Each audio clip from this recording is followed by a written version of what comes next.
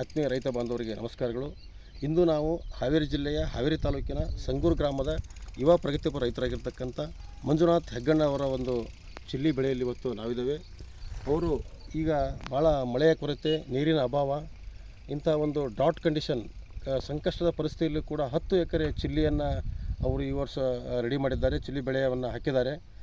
ತುಂಬ ಸಂತೋಷದ ವಿಷಯ. 1 ಎಕರೆ 2 ಎಕರೆ ಇವತ್ತು ಮೇಂಟೆನೆನ್ಸ್ ಮಾಡೋದ ಕಷ್ಟ, ಅಂಥದ್ರಲ್ಲಿ 10 ಎಕರೆಯನ್ನು ಮಾಡಿದ್ದಾರೆ.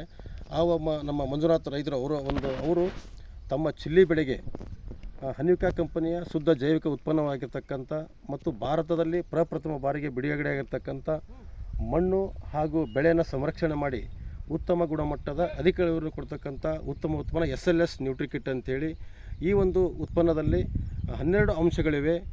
ಲಘು ಪೋಷಕಾಂಶ ಹಾಗೂ ಜೈವಿಕ ಉತ್ಪನ್ನಗಳ ಮಿಶ್ರಣದ 12 ಅಂಶಗಳನ್ನು ಹೊಂದಿರತಕ್ಕಂಥ ಈ ಉತ್ಪನ್ನ ಅವರು ತಮ್ಮ ಚಿಲ್ಲಿ ಬೆಳೆಗೆ ಉಪಯೋಗಿಸ್ತಾ ಇದ್ದಾರೆ. ಅವ್ರ ಜೊತೆಗೆ ನಾವಿದ್ದೇವೆ. ಬನ್ನಿ, ಅವರಿಗೆ ನಮಸ್ಕಾರ. ನಮಸ್ಕಾರ. ಈಗ ತಾವು 10 ಎಕರೆ ಚಿಲ್ಲಿ ಮಾಡಿದ್ರಿ, ತುಂಬ ಸಂತೋಷ. 1 ಎಕರೆ ಮಾಡೋದು ಕಷ್ಟ ಐತಿ, ಭಾಳ ಹೆಮ್ಮೆ ಪಡೋಂಥ ವಿಷಯ. ಭಾಳ ಶ್ರಮ ಹಾಕಿದ್ದೀರಿ. ಈ ತಮ್ಮ ಬೆಳೆಗೆ ತಾವು SLS ನ್ಯೂಟ್ರಿಕಿಟ್ ಉಪಯೋಗ ಮಾಡ್ತಾ ಇದ್ದೀರಿ. ತಮಗೆ ಹೆಂಗೆ ಅನಿಸುತ್ತೆ ಸರ್? ಈಗ ತಾವು ಹೇಳಿದ ಪ್ರಕಾರ ಜೈವಿಕ ಉತ್ಪನ್ನ ಮಣ್ಣು ಮತ್ತು ಬೆಳೆಯನ್ನು ರಕ್ಷಣೆ ಮಾಡ್ತೈತಿ ಅಂತೇಳಿ ತಾವು ಈ ಒಂದು ಪ್ರಾಡಕ್ಟ್ ಕೊಟ್ಟಿರಿ. ಅದಕ್ಕೆ ಹಿಂದೆ ತಾವು ಹೇಳಿ ಸಲಹೆ ಕೊಟ್ಟಂಥ ಪ್ರಾಡಕ್ಟ್ಗಳು ನಮಗೆಲ್ಲ ಭಾಳ ಚೆನ್ನಾಗಿ ಬಂದಿದ್ದರಿಂದ ನಾವು ಈ ಪ್ರಾಡಕ್ಟ್ ತಾವು ಸಲಹೆ ಕೊಟ್ಟಿರೋದಕ್ಕೆ ಅದನ್ನು ಉಪಯೋಗ ಮಾಡ್ಕೊಳ್ಳಾಗತ್ತವೆ ಅಂತ. ನಮಸ್ಕಾರ. ನಾವು ನೋಡ್ಬೋದು ಇದರಲ್ಲಿ 12 ಅಂಶಗಳು. ಮೊದಲನೇದಾಗಿ ಸತ್ವ ಉತ್ಪನ್ನ, ಜೊತೆಗೆ ನೀಮ್ 2.5 kg ನೀಮ್ ಪೌಡರ್, ಇದನ್ನು ನಾವು ನೋಡ್ಬೋದು. ಜೊತೆಗೆ ಆ್ಯಂಟಿ ಬ್ಯಾಕ್ಟೀರಿಯಾ, ಮಣ್ಣನ್ನು ಸಂರಕ್ಷಣೆ ಮಾಡ್ತಕ್ಕಂಥ ಆ್ಯಂಟಿ ಬ್ಯಾಕ್ಟೀರಿಯಾ ಕೂಡ 1/2 kg ಇರೋದನ್ನು ನಾವು ನೋಡ್ಬೋದು. ಜೊತೆಗೆ ಬೋರ್ಯಾಕ್ಸ್, ಇದು ಕೂಡ 1/2 kg ಇದೆ. ಹಾಗೆಯೇ ವ್ಯಾಮ್, ಇದು ಕೂಡ 1/2 kg ಇದೆ. ಜೊತೆಗೆ ಪೊಟ್ಯಾಸಿಯಮ್ ಹ್ಯೂಮಿಟೇಟ್, ಇದು ಕೂಡ 1/2 kg ಇದೆ.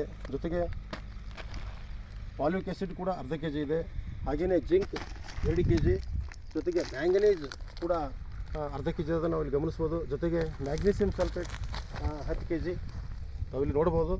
ಹಾಗೆಯೇ ಫೆರಸ್ ಸಲ್ಫೇಟ್ ಕೂಡ 5 kg ಇರೋದು ನಾವು ನೋಡ್ಬೋದು. ಹೀಗೆ 12 ಉತ್ಪನ್ನಗಳು ಹೊಂದಿರತಕ್ಕಂಥ ಉತ್ತಮ ಒಂದು ಉತ್ಪನ್ನ. ಹೀಗಾಗಿ ಈ ಒಂದು ಉತ್ಪನ್ನವನ್ನು ಎಲ್ಲ ರೈತರು ಎಲ್ಲ ಬೆಳೆಗಳಿಗೆ ಉಪಯೋಗಿಸ್ಬೋದು. ಮಣ್ಣನ್ನು ಸಂರಕ್ಷಣೆ ಮಾಡಿ ಅಧಿಕ ಇಳುವರಿ ಕೊಡೋದರಲ್ಲಿ ಖಂಡಿತವಾಗಲೂ ಒಂದು ಉತ್ತಮ ಒಂದು ಪಾತ್ರವನ್ನು ವಹಿಸ್ತದೆ. ಹಾಗಾಗಿ ಇವತ್ತು ಕೂಡ ಮಂಜನವರು ಉಪಯೋಗ ಮಾಡಿಸಿದ್ರೆ ಅವರಿಗೆ ತುಂಬ ಧನ್ಯವಾದಗಳು. ಹೌದು ಸರ್.